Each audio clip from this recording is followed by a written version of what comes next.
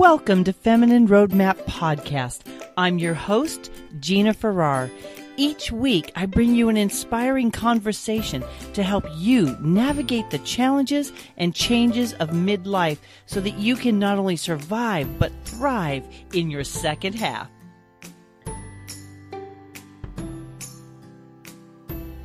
Hello, Feminine Roadmappers. It is Gina here. And today I have a very timely message. We are going to be talking about how anxiety is fear and how we can outsmart our brains, false fear messages with tools to overcome it. And our expert today is Dr. Craig April. He's a psychologist, an internationally known anxiety treatment expert, founder of the April Center for Anxiety Attack Management in LA, and the author of The Anxiety Getaway: How to Outsmart Your Brain's False Fear Messages and Claim Your Calm Using CBT Techniques.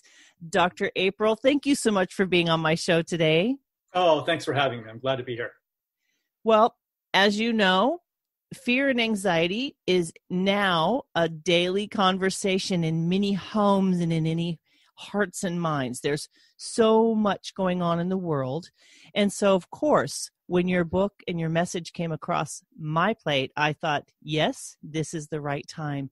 So would you tell us a little bit about yourself and what led you to this CBT technique and really focusing on helping people overcome anxiety? Sure. I began as a child psychologist in the 90s. Got my doctorate in 96, master's in 94. So I've been at this for a while. And working with, obviously, children and their families. And what I kept seeing was just a lot of anxiety. And, there's so many emotions that any psychologist has to deal with to assist people. But anxiety was just so common. So that sort of began my professional focus. And then I worked at, a couple of universities, and again, anxiety. So, just was treating a lot of phobias and people struggling with panic attacks and OCD symptoms. So, that started me professionally, but on a personal level, in the past, I've dealt with just about every anxiety issue under the sun. So, my own personal journey was that of overcoming fear. And that hasn't ended. I mean, that's part of the human condition.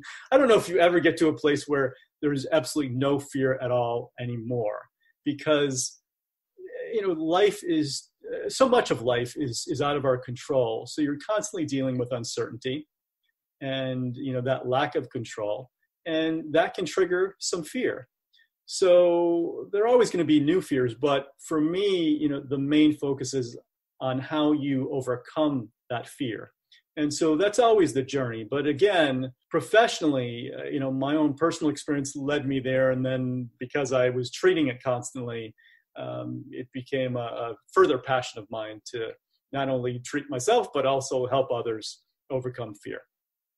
So how did you come to this technique, CBT, and what does CBT actually mean? Yeah, so with CBT, it's really the only science-proven form of treatment for anxiety. It's the only thing that works because, again, it's science-proven. And what CBT is cognitive behavioral therapy. And it's a very strategic form of therapy. It's focused on modifying thoughts and perspectives and then behaviors into healthier forms. And my particular method is focused on modifying false beliefs and transitioning those into reality-based beliefs, and then the extinguishing of false fear messages from the brain. And there are two separate techniques underlying both of those. So with the brain, it's all about exposure, which I'm sure we'll talk a lot about. And then with thoughts and beliefs, again, it's focused on modifying those, addressing, the reality of any situation. And when you think about anxiety is not reality. The symptoms are. So you talk to anybody who struggles with anxiety, their symptoms are very real. And I never dismiss those. But the symptoms are based on illusion. So with anxiety, if you consider your experience of it, you might find that your focus is not on the present. And this is the illusion aspect of anxiety. It's focused on the future, sometimes on the past. For example, I hope what didn't happen last time doesn't happen again. So that's where there's a bit of a combination, past and future, but still focused on the what ifs. What if this happens? What if that happens? What if I can't handle this? What if I fall apart? What if I have a panic attack?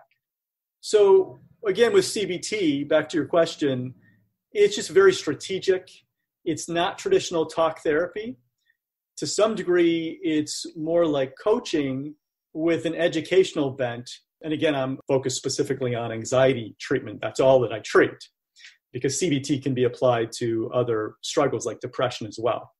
But CBT for anxiety is, again, focused on thoughts and behaviors and modifying those into healthier forms with very specific techniques. It's interesting, really, because one of the things that I focus on is our mindset.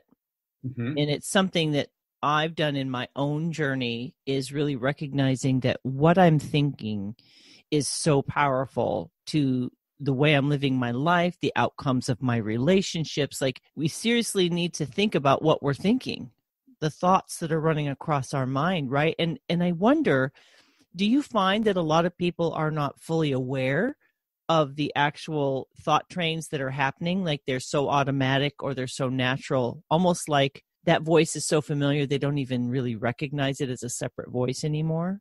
Do you know what I mean? That's a good question. Yeah. As far as thoughts, I feel like I have to backtrack a little bit. With thoughts, as far as my treatment, it's more about belief systems. Mm-hmm. Because thoughts are just thoughts, and we take our thoughts far too personally. And that's always interesting to me, because our mind is designed to think, right? It just generates thoughts. And I'm consistently entertained by this idea in our culture or society that you can control your thoughts. And then there's this focus on positive thinking, and you can't really control your thoughts. And it's an appealing idea to people, and I understand why. I mean, I'd love to be able to control all my thoughts too. It'd be great, right? But you can't. It's just because, again, the mind is designed to think. And as far as positive thinking goes, which, when you focus on controlling your thoughts, you can't, dismiss the topic of positive thinking, because for people who want to control their thoughts, which is everybody, well, what that really means to them is they only want to think positively. And who wouldn't want that? But there is no positive without negative, right? Just like there's no dark without light, there's no, right? You can go on and on. It's just how it works. And so when you try to think more positively, you're going to think more negatively. And I know there are so many books written on the subject of positive thinking and its power. And I support positive thinking. It'd be silly as a psychologist not to support positive thinking. It wouldn't make a lot of sense.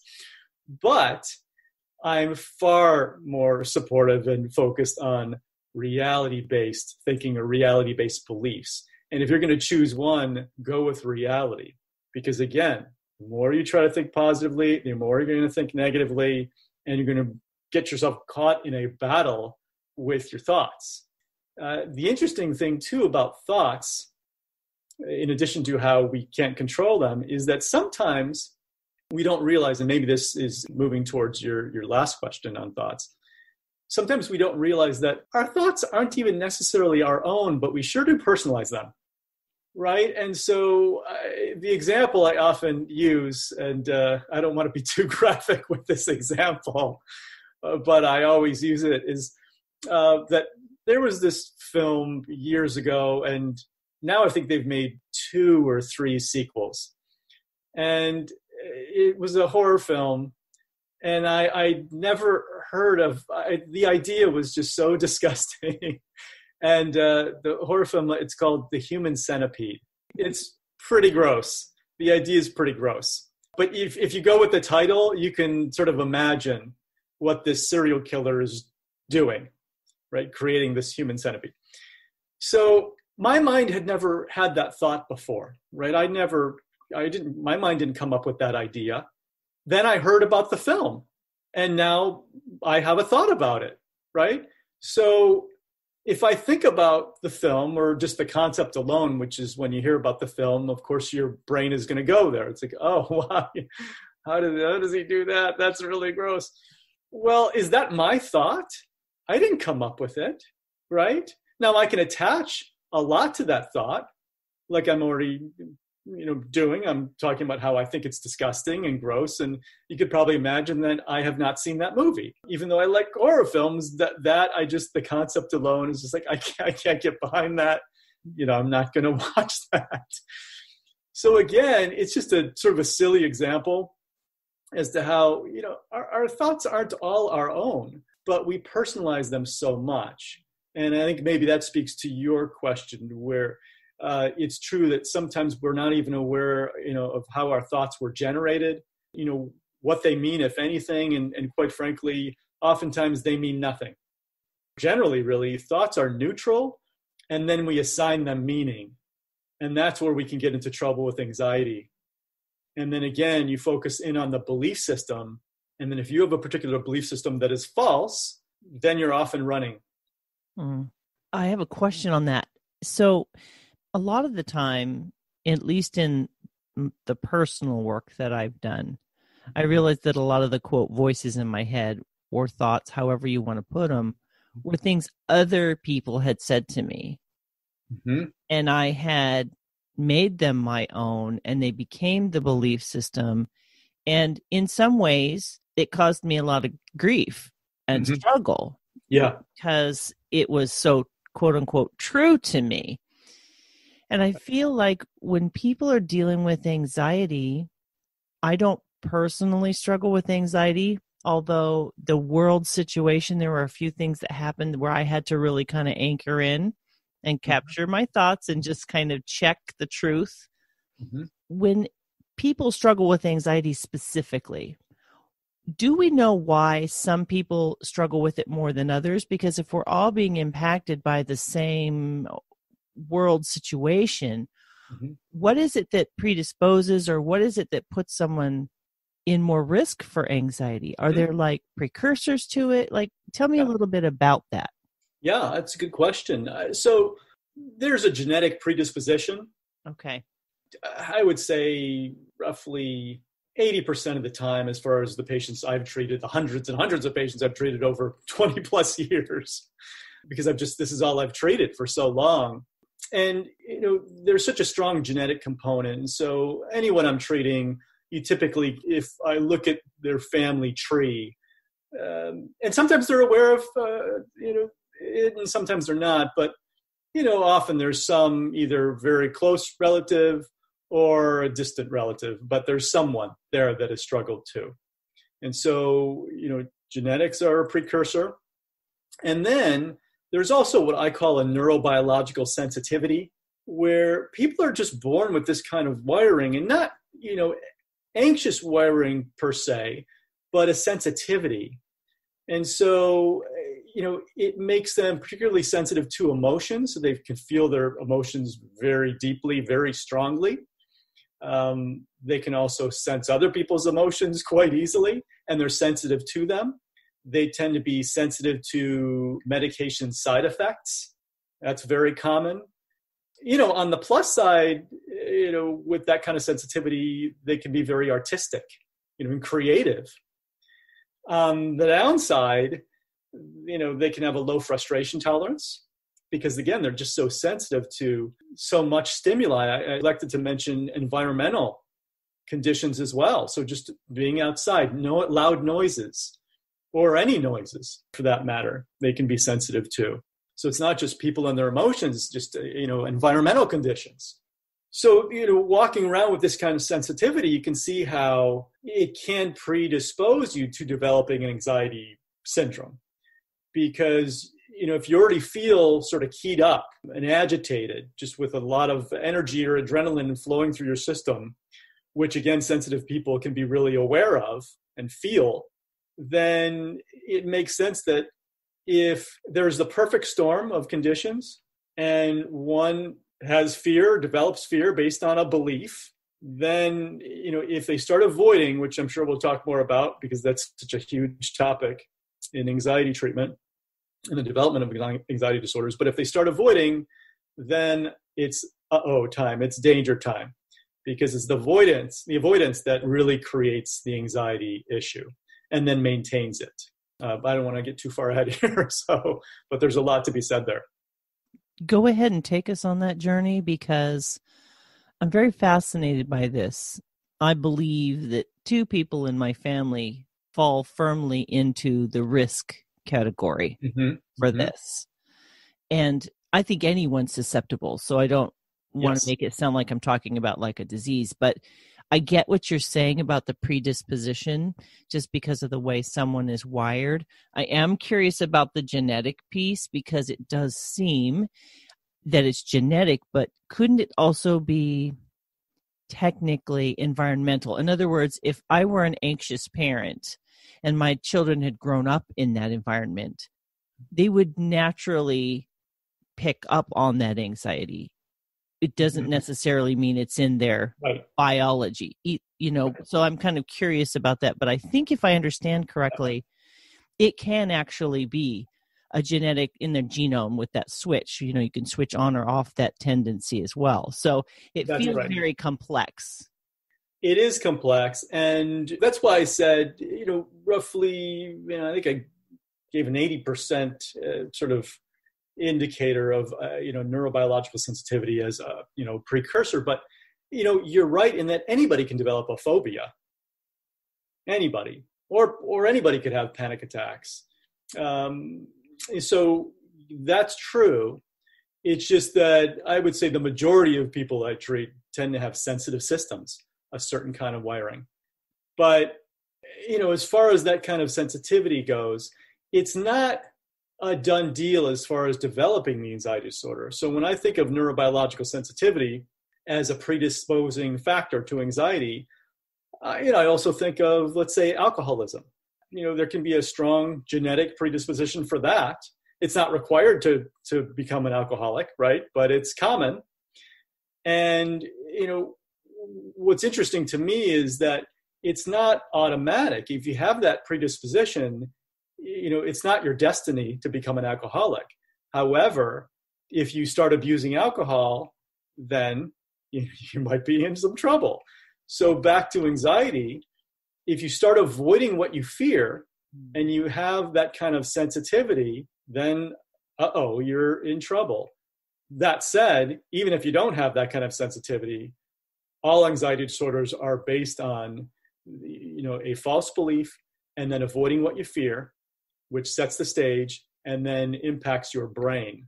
And that's when your brain starts sending those false fear messages to your system, which you then attach more stories to.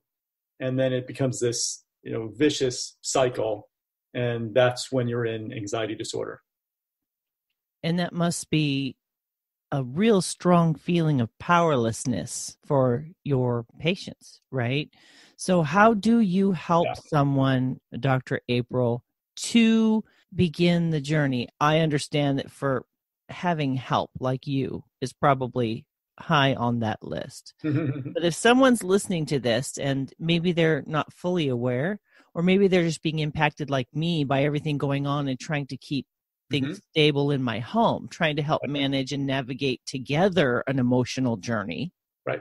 Tell me about what you help people with. What kind of tools can people kind of grab onto to settle it down, capture it? I don't know what the right term is, but to begin to control or manage the anxiety instead of being controlled or managed by it. Sure. Yeah. Well, the first thing is to identify what one is afraid of, because it's so common for people to be caught up in their anxiety, their particular content of their anxiety, that, people can lose track of what they even fear. And it's hard to overcome anxiety if you don't know what you fear. Really almost impossible to a degree. That you've got to understand, it's like, all right, well, here's what I'm afraid of, and so here's what I must overcome. And that's the challenging part, because back to sort of our culture and our society, that we love a quick fix. We love that sort of magic bullet. And with anxiety, there's no way to overcome it with, if you don't face fear. You have to face fear. And that's scary. right? No one wants to face fear. I mean, we are biologically inclined to seek pleasure and avoid pain, and pain being, discomfort as well, right? So what I, help people do is exactly what they don't want to do, right? It's counterintuitive. It's like, no, no more seeking pleasure. You've actually got to seek the discomfort. You've got to go into fear. And, again, that's the challenge. Because our society loves a quick fix and the magic bullet, people often come to me after a long time of trying many different methods that simply don't work. But these methods are really marketed and sold, and they sound exciting, but they just don't work for anxiety disorders. Again, phobias, panic attacks, OCD symptoms, there are no quick fixes. They don't work. And so finally they get to me, or any anxiety treatment specialist who, practices CBT, and they learn how to properly overcome their fear and their symptoms. And, the foundation of my treatment with anxiety is, again, focusing on changing their belief system, because there is no fear without belief. And I can go into some specific examples. Usually those are sort of clarifiers. But again, so the foundation is modifying those false beliefs, and then a strategy called exposure, which is all about facing fear, typically very gradually. So someone is not absolutely terrified, right? So very slowly, gradually, I go at their own pace. No race for me. I'm here to help. So, my treatment is really twofold in that regard. So with false beliefs, we have to first identify, well, what do you believe about this situation? For example, just to clarify, so I'm not talking so generally, there's an example in my book of, these are composite patients, but a patient who had a fear of the dark. And when examining that, as I explained in my book, what was clear was that he didn't know why he was afraid of the dark. He just knew he was afraid of the dark. It's like, all right, but what is the fear about? He didn't know. And so we took a look at how it developed. And again, by the way, in my book, these are not confidential patient examples. These are composites. But we took a look in my book, or I should say in my book, I took a look. I'm mixing those up here. And what was uncovered was that he felt ill one night and was looking for something to attribute that to. I should say really his brain was almost searching for something to attribute that to, for a measure of control. And he landed on the night, that it was dark, not on the meal that he had, not on anything that happened during the day, not on, developing some potential cold or something, but he landed on the night. That's why he didn't feel ill. And so that was the false belief. It's like, well, is it the night that's not making you feel well? It's like, well, that's probably the false. But what happened was he started avoiding going out at night. So avoiding the evening, so staying at home because he was afraid. He had that false belief, that he attached to his discomfort, and that set his brain up because he started avoiding. So he taught his brain that night was dangerous. And his brain then started trying to protect him by flooding his system with adrenaline at night, especially when he confronted any aspect of the night, meaning going out. He attached a story to that adrenaline surge, which was, I don't feel well, this is terrible.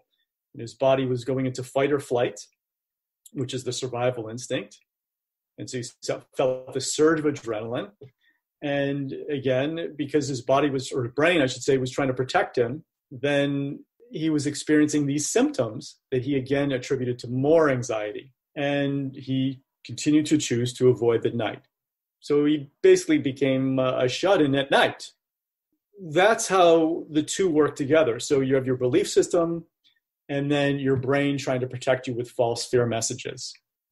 That neuroscience is so powerful, Dr. April, because like you said, we don't control our thoughts. Thousands and thousands of thoughts are coming and going at all times, right? The things we see, the things we hear, the things we've experienced. And for myself, because I'm a thinker, I'm inclined to think I think through everything. I kind of go down the road here and I go down the road there. I'm surprised I don't actually have anxiety when I think about all the things that I think about. But you were talking about fear, and I'm wondering if anxiety could also be identified as fearing the fear. Well, it is with panic. Okay. When people struggle with panic attacks, it literally is a fear of fear. Okay. So it's the fear of the fear response. Okay. And the fear response is associated with that fight or flight experience. And that's significant as well, because oftentimes people who struggle with anxiety misinterpret their adrenaline experience. Because we can experience adrenaline in many different situations in life, and we do. For example, we can experience adrenaline when there is uncertainty. We can experience it when there is excitement. But generally speaking, people who struggle with anxiety misinterpret that adrenaline to be dangerous. And that's where fear comes in, and that's where a false belief is maintained and then encouraged. They see it as a problem. So, for example, many people love roller coasters. They feel adrenaline when they're standing in line waiting. Oh, what's this going to be like? This is exciting. They feel it when they're at the top, of the roller coaster, ready to fly down. That's adrenaline, but they are not associating that with danger, right? They're not labeling it as potentially harmful. They're labeling it exciting. Same with actors about to, let's say, go on stage, maybe the opening night of a play. They experience butterflies. That's what they call it, butterflies. But it's adrenaline. It's an adrenaline surge. But for them, it's exciting. Same as skydivers who love to do that, right? So it's all in the label. So people who struggle with anxiety are labeling their adrenaline surges as dangerous, particularly those who struggle with panic. And that's all that panic is, by the way. It's adrenaline. There really aren't, and this is something that I talk in the book, there's really no such thing as a panic attack. That seems controversial because everyone knows what panic attacks are, and they're constantly discussed in my field. And unfortunately, sometimes they're supported as some kind of a affliction, when in reality, it's just an adrenaline surge. And typically, when people have their first panic attack, it's just based on overwhelming stress that they are either misidentifying or just not fully aware of. So I mentioned perfect storm earlier. Let's say someone is just very overwhelmed. Their plate is full or overflowing, and they're stressed about a lot of different areas of life. And let's say they're driving. And again, they're very stressed. Well, all of a sudden, they feel an adrenaline surge based on that stress. They don't know what it is because they haven't had that panic experience before, but it's this intense adrenaline surge. And because they're driving, they then associate that with driving, and they're terrified. And because they're terrified, they start fighting the adrenaline surge, which increases it. When you fight adrenaline, whatever you resist persists. So when you fight adrenaline or anything internally, it increases. So they fight the adrenaline surge, which increases it, and then they feel the symptoms of an adrenaline surge, which are rapid heartbeat, tightened vision. Some call that dizziness, which is attributed to anxiety. The blood moves away from their extremities to their trunk. This is all meant to help them fight or flight or to run to save their lives, right? But if you're in a situation where there is actually no danger, you're not in danger, it's pretty overwhelming the first time because your brain is searching for what is dangerous. And if there's nothing environmental that is dangerous, then to just sit there with this huge adrenaline surge that you're not familiar with as yet is quite a challenge. And so it's natural to start fighting that. And that takes you into what most people call panic. So rapid breathing as well. So with that, they start attaching stories to the symptoms. For example, oh my gosh, I can't breathe. When in reality, no, you could breathe. That's just an adrenaline surge. It's just that your breathing has become a bit more shallow because, again, your body's preparing you to fight like hell or run like hell, right? So That's what takes people into what they call panic. Interesting. That makes so much sense as you're explaining it to me. I have a very simple and kind of very silly example. So in high school, I was a cheerleader, and after the football game, we went to this party, and I normally drank soda because I'm not a big drinker. Mm-hmm. I'm not a drinker at all, technically. Mm-hmm. But they gave me like the red Solo cup with beer. And I thought, okay, whatever, I'll try it. Well, I think it's gross, but I drank like maybe, I'm a lightweight. I drank maybe half. And then I just carried it around. But when the buzz hit, I freaked out, like legit freaked out. And then they freaked out because they're like, don't go home and tell your mom, And so seriously, it's the only example that came to my mind is that I did not like the way it felt. Mm-hmm. It felt out of control. Right. And I literally don't drink. I do not like that feeling. And what's interesting as you were talking is like the roller coaster, some people are terrified of roller coasters. Right. And other people are like, they are the best thing ever. Right. And they love that thrill. And I feel like it's kind of the same for me, I don't like anything that makes me feel buzzy. Mm-hmm. I don't care what it is. I am clean as clean comes because I like to know what I'm feeling, why I'm feeling it. I'm like, no, thank you. So what's the difference between those, though? Right? Somebody else sees it as pleasure. It's interesting. Right. Somebody else likes that feeling, and right. I don't like that feeling. So it's the label. It is. Right? The difference is the label. The sensations are the same. Yes. Right? It's all in the label. And so the labeling is what takes people into anxiety. So back to adrenaline again, right? That the adrenaline is the same for people who love roller coasters or skydiving or, acting, on stage. They have adrenaline too. It's the same. It's just that for those who struggle with anxiety, they are fighting the adrenaline experience and they're labeling it as bad or dangerous or just that it shouldn't be happening. And so when you resist the adrenaline, it increases, which creates more of those adrenalized symptoms. And then people typically attach a story to that, more false beliefs like, oh, this is terrible. I can't handle this.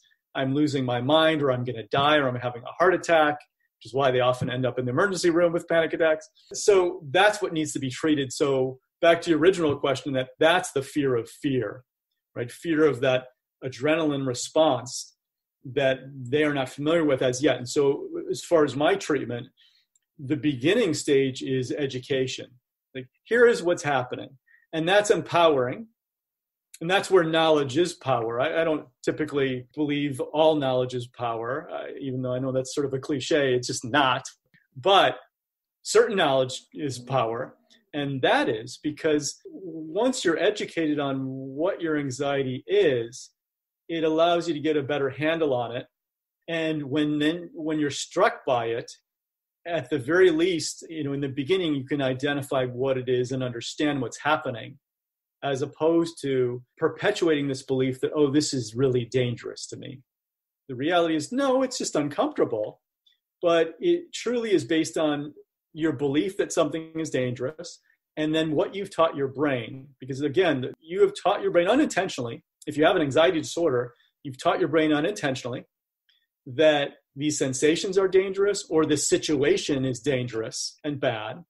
And the more you avoid experiencing it, the more you teach your brain that lesson. So the lesson becomes very entrenched. And that's why my focus with exposure is really creating a new neural pathway, right? Because otherwise it's basically like you've laid these kind of, I call them brain train tracks. And so the train is going in this direction. We've now got to create new train tracks and take it in a different direction. And the more you avoid what you fear, the more you teach your brain that it's dangerous. So the more it's going to try to protect you. And so you just continue to solidify this anxiety issue or this fear over and over and over again. And like I said, by the time, some people come to me or an anxiety specialist, that focuses on CBT, they've tried so many different methods. So they've reinforced and maintained their anxiety for years. So it just becomes very entrenched. It's like a deep groove. Although, as I say in my book, it's a deep groove, but it's definitely not groovy. So that's the fascinating piece that you're talking about, Dr. April, is what's actually happening neurologically in our brain, how we are training it, maybe unknowingly, really not realizing that we're we're kind of driving that train and laying those tracks. Right. It's That's right. I think fear and anxiety, it feels like something's happening to me.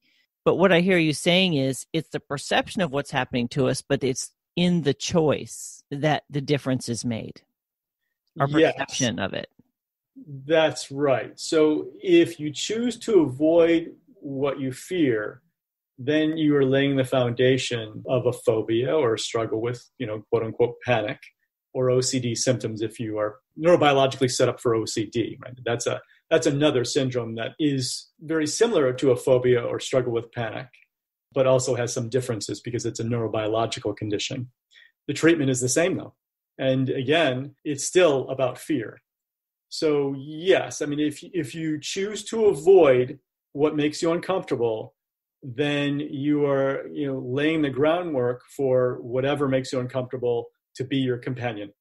Unintentionally speaking, you don't mean to do that, right? You just have something to learn, and that's what I offer as far as treatment. That's a powerful statement. Mm-hmm. By trying to avoid or seeking to avoid, you're actually making it your companion. That's right. Holy cow, that's a powerful thought. It is, right?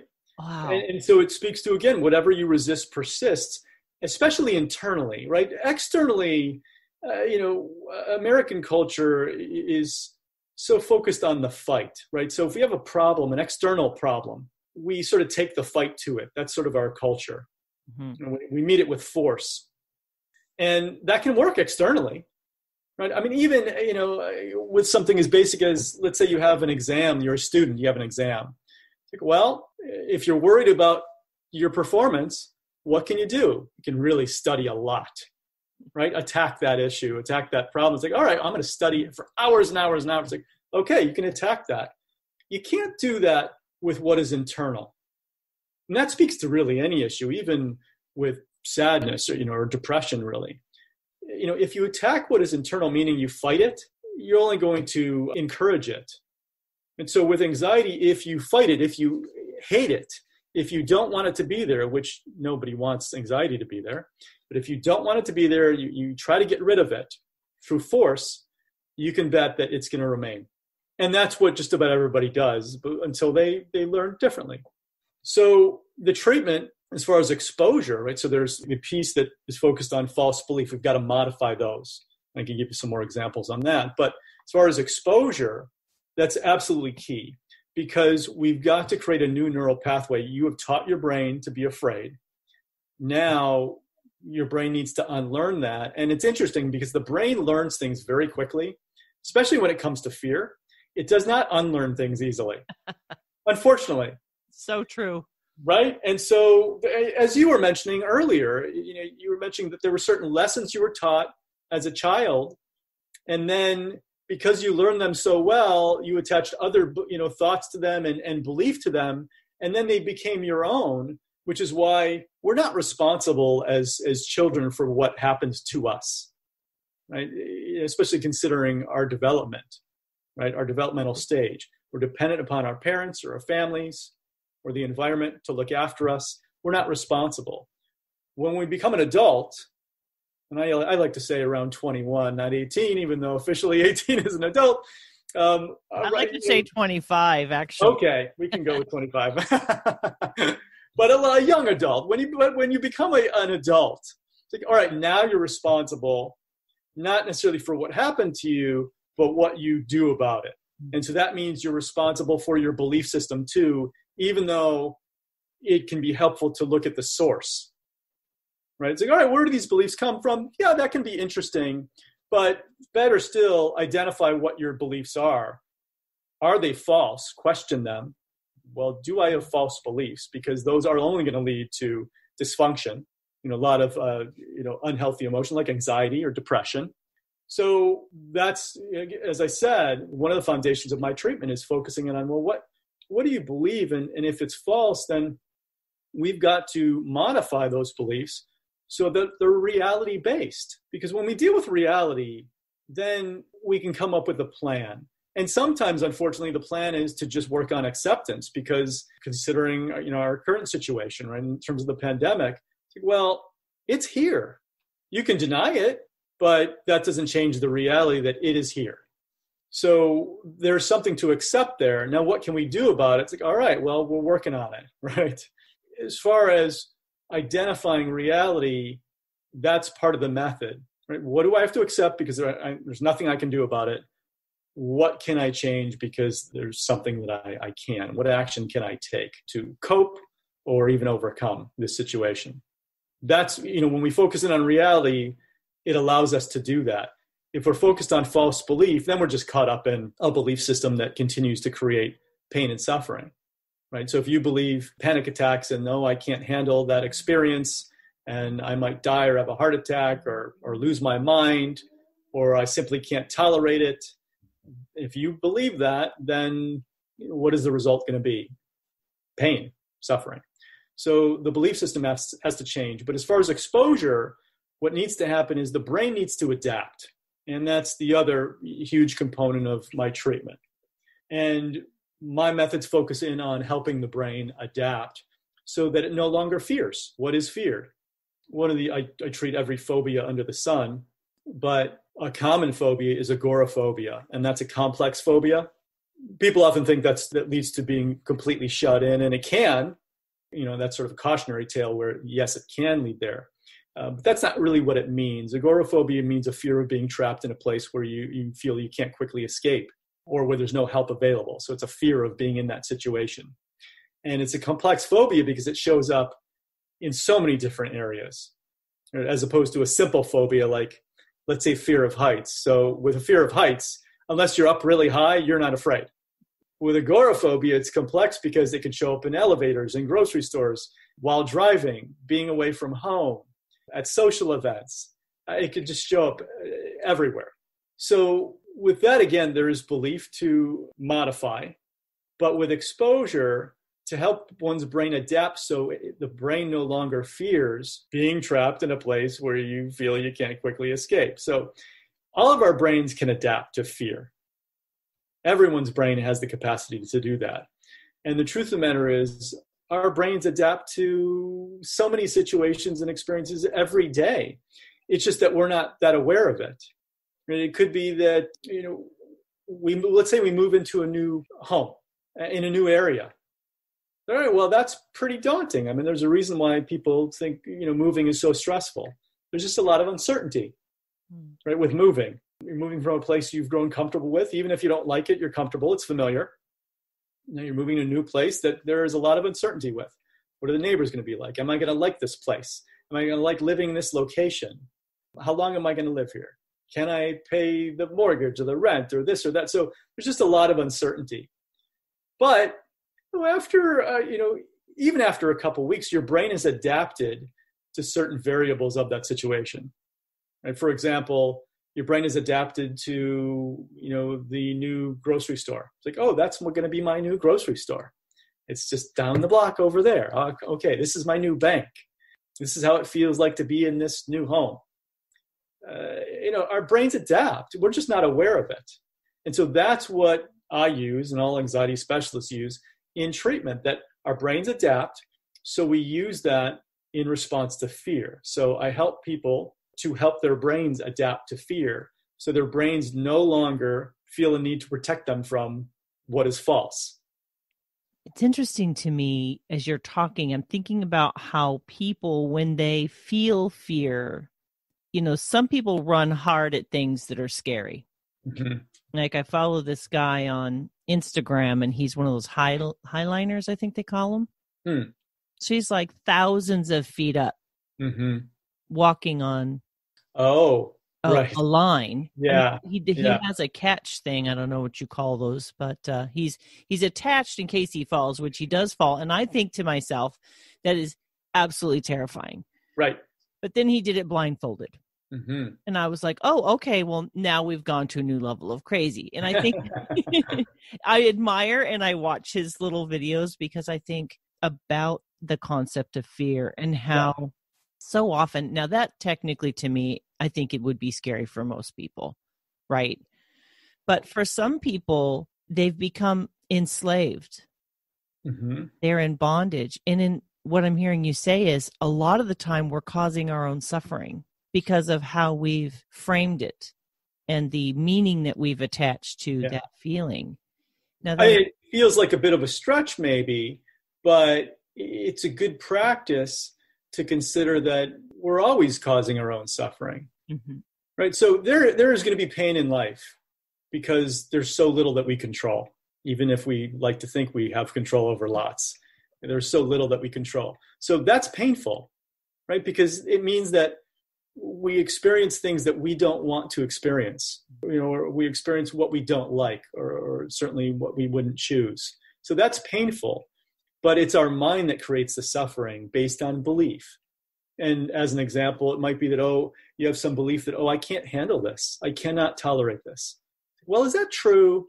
I know it feels true, but feelings aren't facts. In fact, no pun intended, our beliefs create our feelings for the most part. There are outliers like grief and love. Those are just part of the human condition. Those sort of transcend this concept. But other than those, maybe a couple others, for the most part, our beliefs create our emotions. And so again, if we believe something is intolerable, then we're going to struggle with anxiety or depression or any other painful emotions. So that's what needs to be questioned. Like, well, is that true? Is it true that you can't tolerate this? Because if you look back at your life, typically, you've probably handled a lot. Like we all have, right? We've all had our struggles and difficulties. It's just part of being human. So that's really one of the foundational beliefs of anxiety is like, I cannot handle this. Well, is that true? So going back to agoraphobia, or the person I spoke about earlier who was afraid of the dark. It's like, well, is it really true that you can't handle going out at night? Of course it's not true. You've done it for years. How is it true? Well, it's not true. You just developed a belief, you had a false belief associated with some discomfort, and you sort of landed on the night as being responsible for you not feeling well. So you created these associations, encouraged this false belief, and then you taught your brain to be afraid. So that's what has to be undone. Did I answer your question? Yes, you did. Oh, I'm sorry, Gina. One other thing, just to get back to something else you shared. So you shared about this man who's like a high wire act. And you're right. Most people would be afraid of that, which speaks to our survival instinct. It's just sort of built in, right? That it's built into our biology, really, right? As far as heights, because to be on a high wire, that high, it's like, well, that becomes our survival. It's like if we fall, we're dead. So it's sort of built in biologically that, yes, that is frightening. There are people, however, who don't feel that fear based on probably a combination of factors, but in part their biology. Why can he do that? Well, there are a number of reasons. But one is that for whatever reason, his biology sort of allows him to do it. It doesn't trigger that instinct for him quite so much. Now, intellectually, he knows if he falls, he's dead. So maybe he attaches a wire or he practices more. But I assume, anyway, I don't know the man, but he doesn't experience that trigger that most of us would experience. So what's interesting to consider is that even though we might all say, wow, he's really brave, but if he doesn't experience the level of fear that most of us would doing that, why is it brave? It's not. Because to be brave requires fear. I mean, there's no courage without fear, right? So I would say, and do say, that the person with agoraphobia or the person who fears the night, to go back to my specific example, well, if he starts facing fear with, let's say, by treatment, gradual exposure, it's like, all right, I'm going to go outside at night for 10 minutes. And he starts doing that every day for about a week. As his brain adapts, it'll get easier, but that would require courage because he's terrified, right? Or if not terrified because we go very gradually, or I work very gradually, then he's really uncomfortable, but it's tolerable. And so already he's facing something that he hasn't faced in a long time. He's really afraid or uncomfortable. That's brave. The guy who has the high wire act, who's probably done that thousands of times, it's like, well, it's not so brave. It might have been back when he was practicing or back when he began. But, intellectually he knows it's dangerous, but on an emotional level, he's probably not very afraid. So, right, which is more brave? I mean, it sounds interesting to say that. It's like a guy stepping outside, of his home at night for 10 minutes. Is that more brave than a guy on a high wire? Well, yes, it is. I love that reframing Mm-hmm. because I think it empowers a person who says, but I'm not like that. Mm-hmm. Right? Like quantifying themselves as not brave or not courageous because they're not doing big, scary things. And you're basically saying bravery is just facing the fear that you have, whatever it is. That's right. It's absolutely right. And it's on an individual basis, and it is about handling fear. So when you face fear, you're being brave. And, we do tend to attribute courage to people's actions that are not necessarily courageous. And we tend to, as far as, let's say, our interests or our hobbies or our passions, we tend to move towards, what we're present with. So when we're performing these activities, we're just very present while doing them. And that's pleasant, right? Because it means we're not caught up in our mind. We're not caught up in anxious thinking or belief, so there's not suffering. So that's why, those interests are sort of a draw for us, right? They sort of pull us in, and it's based on a lot of factors, just individual differences, right? Why does one person love to dance?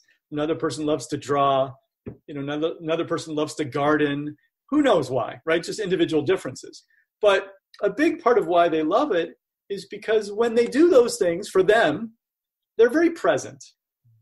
And, when we look at, people who are performing these acts that seem so brave, and yet for them, if they're not afraid, it's like, well, as I established, they're not brave. It's like, well, they're doing those things because for whatever reason, and it might seem odd to us because it's in the minority, for whatever reason, when they're doing those things, they really enjoy it, right? It's like that person loves being on a high wire. Whereas 99% of us would be absolutely terrified, right? But for him, not so much, right? Yeah. And so there you go. It's really fascinating. I think as you're talking, it's like a gem or like a diamond. There's a lot of facets to it. Mm-hmm. And so each person is getting a different refraction of that fear, if you will, or that adrenaline and how they're perceiving it. And if they wanted to kind of anchor in on some things, could you give us 3 things that they could anchor in on? If somebody's feeling that anxiety, either they're overwhelmed by it or it's a new sensation for them. Mm-hmm. What 3 things would you give them or tell them to anchor in and to start the journey of dealing with it in a healthy way? Mm-hmm. Yeah, no, good question. So first, identify what you fear. Like, what am I afraid of in this situation? Because oftentimes you don't know. So that's first. Second, what do I believe about this situation, and is this true? Okay, I believe this is harmful, or this could kill me, or I can't tolerate this. This is too much. Like, well, is that true? So really, question what you believe, and that's the bridge. Where is the evidence that this is true? Is this true? And then come up with a reality-based belief. What is reality here? So that's second. Third, based on what I've shared, and then of course my book, which goes into far more detail. Anxiety is about your brain. So don't personalize anxiety. It's not a you issue, although it feels that way. It's a brain issue. And so the treatment is to help your brain adapt so it learns this new lesson, and a lesson of reality. But the key is in stopping those false fear messages, and they are false. So those are really the 3. Again, what am I afraid of? What do I believe about this situation? Where is the evidence? Is this true? Modify that to reality. And then also remind yourself that, this is a brain issue. It's not a me issue. It's my brain, and I need to help my brain adapt by facing fear gradually with some very structured steps, which I detail completely in my book. Mm. Those are 3 of the keys, really. So powerful and empowering to know that we're not victims to it, that there are things we can do. How does someone get in contact with you, Dr. April? Sure. I am on Instagram at at your anxiety doctor. So that's one way. Also through my anxiety treatment center, the April Center for Anxiety Attack Management. My website is kickfear.com, just like it sounds, like kicking your fear. So kickfear.com. Those are the easiest ways to contact me. Wonderful.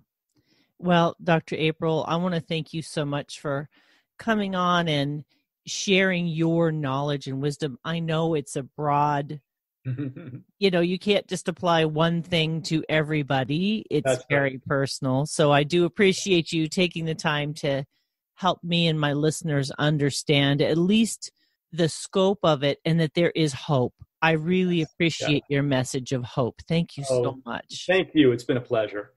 Yeah. Sometimes, it's easy to lose sight. It really is. Yeah. And I'm hoping that this message that you share today and your book will be resources that will begin to turn the tide for some people who really are in bondage. So thank you for putting that out into the world. Absolutely. Thank you. My pleasure. Today I've been speaking with Dr. Craig April. He's a psychologist, an internationally known anxiety treatment expert, the founder of April Center for Anxiety Attack Management in Los Angeles, and he's also the author of The Anxiety Getaway, How to Outsmart Your Brain's False Fear Messages and Claim Your Calm Using CBT Techniques.